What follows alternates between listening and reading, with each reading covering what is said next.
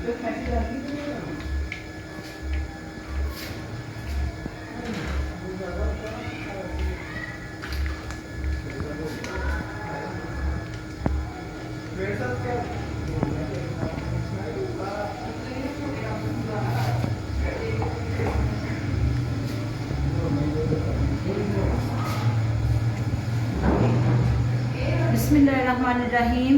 अस्सलाम वालेकुम beauty family, कैसे हैं आप? शुक्र अल्हम्दुलिल्लाह मैं बिल्कुल ठीक ठाक हूँ। अल्लाह ताला से दुआ करती हूँ आप भी जा रहे हैं, खुश रहें, हंसते मुस्कुराते रहें। देश में रहें परदेश में रहें, अल्लाह पाक आप सबको अपने सम्मान में रखे। अल्लाह ताला सबकी कमाइयों में बरकत दे। लास्ट वीडियो के बाद तबीयत भी खराब हो गई थी, उसके बाद बच्चों ने मुझे कुछ करने नहीं दिया ना। मैं बच्चों के लिए बाजार से जाके शॉपिंग करके आई हूँ। बच्चों ने ऑनलाइन मंगवाया, जो कुछ भी मंगवाया, एक एक सूट उन्होंने मंगवा लिया। और इस बार तो ज़्यादा शॉपिंग भी कोई नहीं की, ना मैं बाहर गई हूँ। छोटा बेटा बैठा हुआ था, कहता मम्मी की तबीयत ठीक होगी, तो वही मेरे लिए अपनी पसंद का सूट देख रहा है। काम जाके भी मैं रात को गई हूँ जाके, तो उसके लिए पेंट शर्ट लेकर आई हूँ। तो अब ये बनाने लगी थी चीज़ें, तो इन्होंने मुझे कुछ भी नहीं करने दिया। इन्होंने कहा कि आपने अगर करना है तो अब यहाँ बैठ के थोड़ा बहुत काम कर लें, बस इसके अलावा आपने कुछ नहीं करना। हम बनाने लगे हैं क्लब सैंडविच, साथ चिप्स, साथ थोड़े से पकौड़े बनेंगे। तकरीबन 350 मेरी थी। नाश्ते से पहले जो मेरी शुगर होती थी वो 370, 360, 375 तक होती। तो ये 10 दिन मैंने जो सब परहेज़ किया, परहेज़ नहीं बिल्कुल नहीं किया। 350 से ऊपर तक होती थी मेरी शुगर फास्टिंग में। तो शुगर अल्हम्दुलिल्लाह वो मेरी 200 तक 260 तक चली गई है, 250 तक चली गई है। तो लेकिन अभी भी मैं कुछ करती हूँ तो मेरा जिस्म कामता है, इस वजह से बच्चियाँ मुझे बैठने नहीं दे रही। ये जी स्प्रेड का मैंने पूरा पैकेट डाला है और मायनीस का मैंने आधा पैकेट डाला है। जिस तरीके से मैं बनाती हूँ, चिकन बॉयल करने के लिए रहती है, नमक और काली मिर्च डाल के, और अंडे बॉयल हो रहे हैं। इसमें बाकी चीज़ें कैबिज डलेगी और शिमला मिर्च बच्चों ने कहा कि हम इसमें नहीं डालनी, खीरा डलेगा, कैबिज डलेगी, बस। इसके अलावा खीरा, कैबिज, चिकन और एग बॉयल होकर डलेंगे।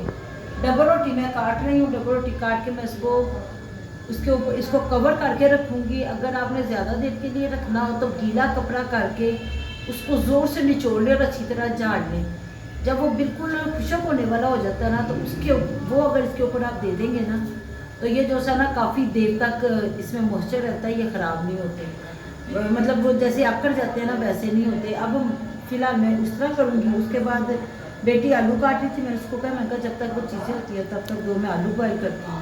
उसके बाद इंशाल्लाह ताला ये चीज़ें सारी बेटियाँ बना के देंगी, वो बना के देती हैं, फिर साथ आगे आपके शेयर करते हैं। 5 दिन हो गया मैं रोज़ा भी नहीं रख रही, और यही दिन इबादत के भी होते हैं। कोई इबादत नहीं की, ना नमाज पढ़ी जा रही है, बस ऐसे ही मैं बैठी रहती हूँ। एकदम से तबीयत ख़राब होती है, जहाँ मैं बैठी हूँ वहाँ भी थोड़ी देर के लिए लेट जाती हूँ। तो डॉक्टर ने कहा है कि आपका ब्लड प्रेशर और शुगर नॉर्मल होता है, तो उसके बाद भी मैं आपको कोई और मेडिसिन लिख के दूँगा। कोलेस्ट्रॉल भी मेरे काफ़ी ज़्यादा हो गए हैं। अब रमज़ान के बाद पैसे गुजरती है तो फिर कोलेस्ट्रॉल के भी टेस्ट करवाते हैं। फिर उसकी भी अभी एकदम से मेरी तबीयत ख़राब होना शुरू हो गई है। मैं पानी के 1-2 घूम नहीं लूँगी तो फिर मुझसे बोला भी नहीं जाएगा।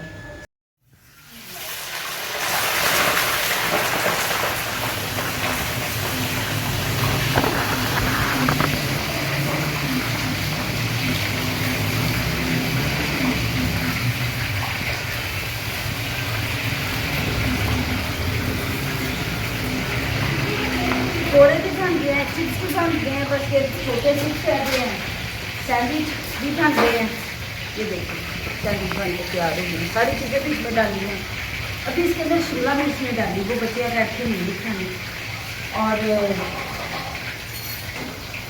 बस अब इफ्तारी का टाइम हो रहा है। बेटियाँ कहती कि बस कर दें, अब आपने काफ़ी काम कर लिया। सैंडविच मैंने ही बनाए, सैंडविच बेटी ने ही काम बैठ के बनाए हैं। और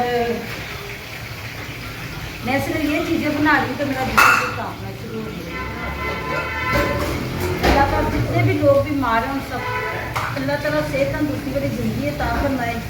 मैं यही दुआ करती हूँ कि किसी की ईद ना ख़राब हो। मेरी तबीयत इतनी ज़्यादा ख़राब है कि सब बच्चे जो से है ना वो घर में परेशान हुए बैठे। आप यकीन करें कि सही तरह से ना ईद की शॉपिंग की गई है, ना इबादत की। सबसे बड़ी बात है इबादत भी नहीं सही तरह से की गई। अगला साल किसने देखा जी? अल्लाह का खैर करे जी सबके लिए। तो दुनिया से जाना तो जो आया उसने जाना तो है, ये तो बड़ा कह दो इसको जुटलाता है, यही कहता रहता है कि मैं ना मरूँ मैं ना मरूँ। तो ये मौत तो बड़ा है, लेकिन अल्लाह पाक वक़्त उसका एक अच्छा लेकर आए बच्चों के लिए, बड़ों के लिए, सबके लिए। अल्लाह पाक अपनी रहमत बरकतों का साया बना के रखे। माँ बाप ने भी जिसके बीमार हैं अल्लाह पाक उन सबको सेहत तंदुरुस्ती वाली ज़िंदगियाँ अता फरमाए। जो लोग भी अस्पताल में अल्लाह पाक उन सबको सेहत तंदुरुस्ती वाली ज़िंदगियाँ अता फरमाए और वो घरों में जाके अपने बच्चों के साथ ईद मनाए। इलाही आमीन। और यही दुआ करती हूँ सबके लिए कि अल्लाह पाक सबके लिए अच्छा करे, बेहतर करे, आसानियाँ और बेहतरियाँ पैदा करे। देखें आज कह तो सब यही रहे हैं कि रोज़ा आज आखिरी है और होना वही है जो अल्लाह ताला को मंजूर होना है। कल तो हो गई है ईद, आज ईद है सऊदीया में, तो कल हमारे भी यहाँ पे ईद हो जाएगी इंशाअल्लाह ताला, आगे जो अल्लाह को मंजूर। अगर 30 रोजे होते तो उनको तो बहुत मज़ा आता जो इत्तिकाफ पे बैठे और रात की बातें कर रहे हैं। कुरान पाक भी नहीं ज़्यादा पढ़ेंगे और इबादत भी नहीं ज़्यादा की गई। पहले भी शुक्र है अल्लाह ताला का, अल्लाह ताला सबके लिए आसानियाँ बेहतरियाँ पैदा करे। काफ़ी दिनों बाद एक छोटा सा व्लॉग आज फिर बनाया है। कमेंट बॉक्स में बता दिया करें कि आपको मेरा व्लॉग कैसा लगा है। और आज आपने रोज़े की अगर आखिरी रोज़ा है तो इसमें क्या इफ्तारी की है। हमारी तो ये कचौड़ियाँ आई हैं, बच्चों ने कचौड़ियाँ मंगवाई हैं, चिप्स बनाए हैं, पकौड़े बनाए हैं, साथ सैंडविच बनाए हैं हमने। और दूसरा तो खैर से बनाना बनता है। चलो जी, जिससे जो पड़ा अल्लाह पाक अपनी बारगाह में कबूल फरमाए, तो सबके लिए अच्छा बेहतर करे। बार बार यही दुआ कर रही हूँ क्योंकि मेरी तबीयत बहुत ज़्यादा ख़राब है। मैं कहती हूँ सबको अल्लाह पाक सेहत तंदुरुस्ती दे। मुझे महबूब का सदका किसी की नई दुआ मुझे भी लग जाए, मुझे भी सेहत तंदुरुस्ती मिल जाए। अपनी दुआ में मुझे ज़रूर याद रखा करें। और सबसे बड़ी बात है कि चांद रात है तो चांद रात का मतलब ये नहीं होता कि बाहर घूमें। चांद रात की रात जो सी होती है वो इस्तग़फ़ार की रात होती है। जितना ज़्यादा बाहर जाएं, घूमें फिरें, शॉपिंग भी करें, लेकिन इस्तग़फ़ार का बिरद अपनी ज़ुबान पे रखें, चाहे आप घर हैं चाहे बाहर हैं। इस्तग़फ़ार का बिरद जो है वो अपनी ज़ुबान पे रखें। अल्लाह पाक सबकी इस्तग़फ़ार को कबूल करे और सबके ऊपर अपनी रहमत और बरकतों का साया बना कर रखें।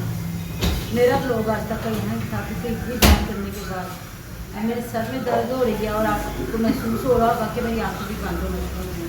अब मैं यहाँ से उठने लगी हूँ, बेटियाँ बैठ के बनाएंगी, तैयार करके चीज़ें मैं ले जाएंगी। दुआ में याद रखा करें और ईद की खुशियों में फ़लस्तीन वालों को भी याद रखें। और जो हिंदुस्तान में हो रहा है तो उन्होंने ऐलान कर दिया अगर कोई मस्जिद के बाहर नमाज ईद की पढ़ेगा तो उनको जेल में डाल दिया जाएगा।